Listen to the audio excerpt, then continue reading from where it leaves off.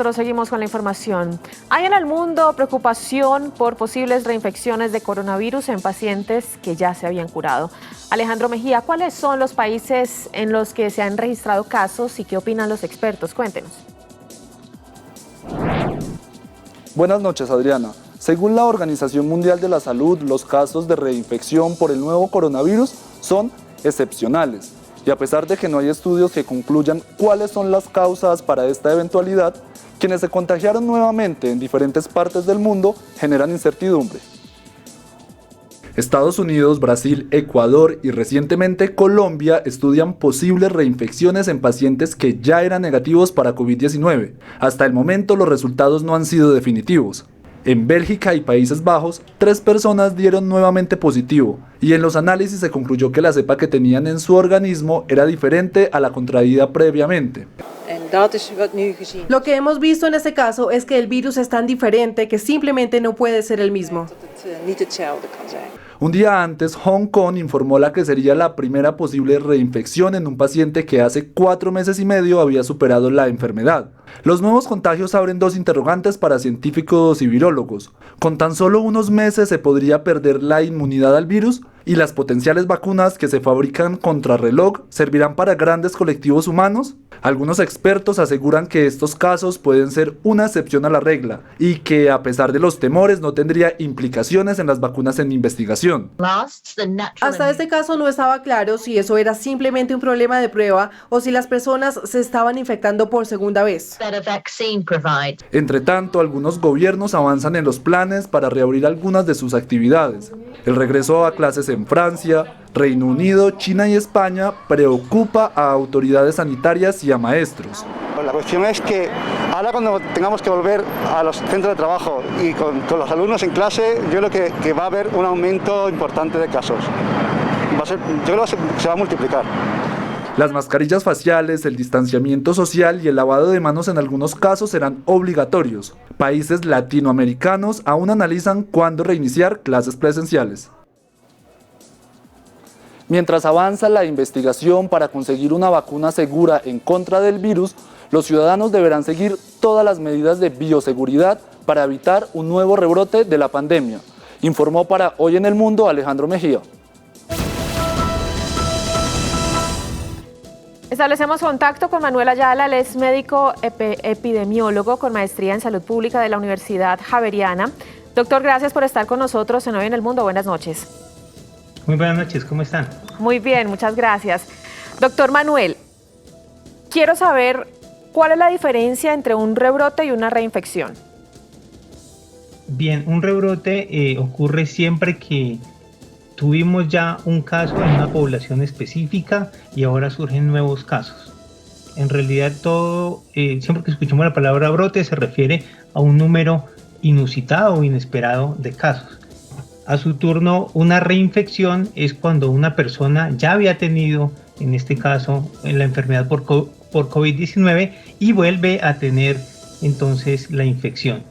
Es bastante raro, pero pues no se ha podido establecer con certeza si efectivamente los casos que se han documentado han sido reinfecciones. Pues para eso hay que hacer pruebas virológicas como tal y establecer si existe pues una nueva cepa infectando a la persona o no.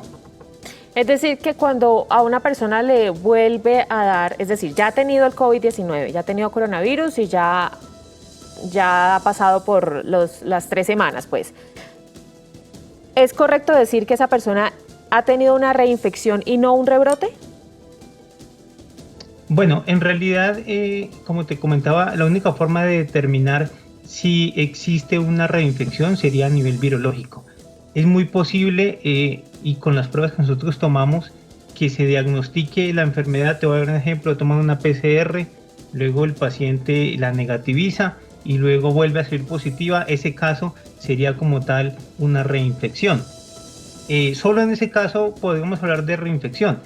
En realidad lo que hemos visto es que muchas personas tienen una prueba, por ejemplo, rápida, y las pruebas rápidas pues no tienen la misma sensibilidad. Tú puedes tener una ventana inmunológica donde te tomaste la prueba rápida, pero la prueba rápida solo es efectiva a partir del día 11, después del inicio de síntomas y hasta el día 24. Entonces la persona se toma la prueba rápida, le sale negativa y dice, ok, lo que tuve no fue coronavirus, o puede que haya sido coronavirus por los síntomas, pero en realidad no estamos seguros de que haya sido coronavirus. Luego se toma una PCR al tener nuevamente los síntomas y puede salir positiva. O sea, esto puede ocurrir porque la sensibilidad de las pruebas nunca es del 100%, uno, y porque como les relato, pues hay un tiempo de evolución de las pruebas. Las pruebas rápidas son buenas a partir del día 11 hasta el día 24. La PCR empieza pues a ser efectiva a partir de las primeras semanas de contagio y se mantiene positiva hasta el día 14, 16. Doctor, ¿es probable que un país que ya ha pasado por su pico más alto de COVID-19 en la pandemia podría volver a ese punto después de la reapertura, como por ejemplo lo hemos visto en Estados Unidos, Brasil, Ecuador, Colombia, que tienen muchos casos? La respuesta es sí. Pues en realidad siempre que haya un virus circulando, este virus puede llegar a producir nuevos brotes. Ha ocurrido con otros virus como fue el H1N1, ejemplos como el de México. Hemos tenido rebrotes también en otras latitudes como en España, por ejemplo. Nuestro contexto es muy similar al español. Yo pienso que vamos a tener rebrotes. Yo pienso que siempre que exista la apertura cabe esa posibilidad. En nosotros está, y en ese esfuerzo individual que las personas hagan por mantener el aislamiento, por ser adherentes a las medidas pues que ya se han hablado de sobra, como son el lavado de manos, como son el uso permanente del tapabocas, el mantener ese 1,50 m, que es muy importante, van a ser en este momento cruciales en los próximos 15 días porque van a determinar pues cómo nos va epidemiológicamente durante el mes de septiembre. Doctor Emanuel, ¿en qué consiste la teoría de la alta temperatura? Y también quiero preguntarle si las condiciones ambientales pueden ser determinantes para que el virus se debilite o se fortalezca. Bueno, en realidad pues todas estas son teorías. Hasta el momento no existe un estudio serio o varios estudios serios que puedan descartar o no la infección. ¿Qué es lo que sí tenemos claro dentro del coronavirus? Que es un virus que se comporta con una alta transmisibilidad, que la tasa de infección o la tasa de ataque pues es alta, es comparado casi con sarampión, por ejemplo, que tiene una alta transmisibilidad, pero tiene una baja mortalidad. Este es el cóctel perfecto para que un virus haga una pandemia. Un virus como el ébola, por ejemplo, tiene una tasa de contagio muy alta, pero una tasa de mortalidad alta. Entonces la mayoría de personas mueren y solo el virus se controla porque llega a un pueblo pequeño o donde empezó y prácticamente que nadie sobrevive. A diferencia de eso, el coronavirus tiene una tasa de supervivencia alta, lo que hace que las personas lo transmitan fácilmente y una tasa de contagio también elevada. Entonces, ese es el cóctel perfecto para que haga una pandemia pues, como la que está viviendo el mundo relacionada a coronavirus.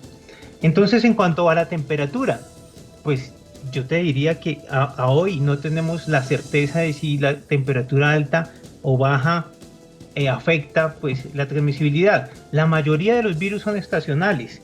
Puede que coronavirus tenga un comportamiento muy similar a estos y entonces diríamos que se va a aumentar en la medida en que haya temporadas pues invernales. Es lo que se postula desde la teoría, pero pues hacen falta desarrollar estudios pues que nos permitan comprobar esa teoría. Rápidamente, doctor Manuel, porque ya se nos ha acabado el tiempo, ¿es coherente y responsable empezar a abrir la economía y los aeropuertos en este momento?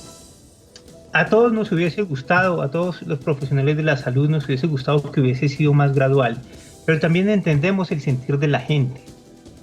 Mantener una economía cerrada no es bueno, ni para las personas, pues por su ingreso, pero tampoco para el mismo país. El país se resiente y la economía no crece cuando hay temporadas muy largas de inactividad.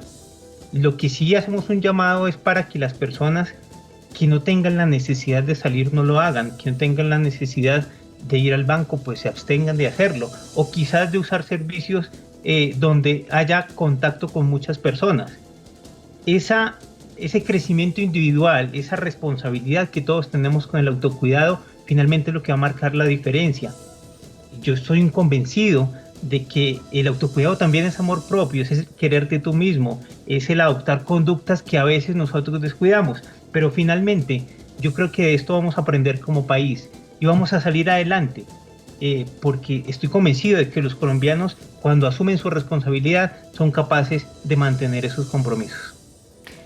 Bien, pues es Manuel Ayala, médico epidemiólogo con maestría en salud pública de la Pontificia Universidad Javeriana. Doctor, gracias por estar con nosotros en Hoy en el Mundo. Buenas noches.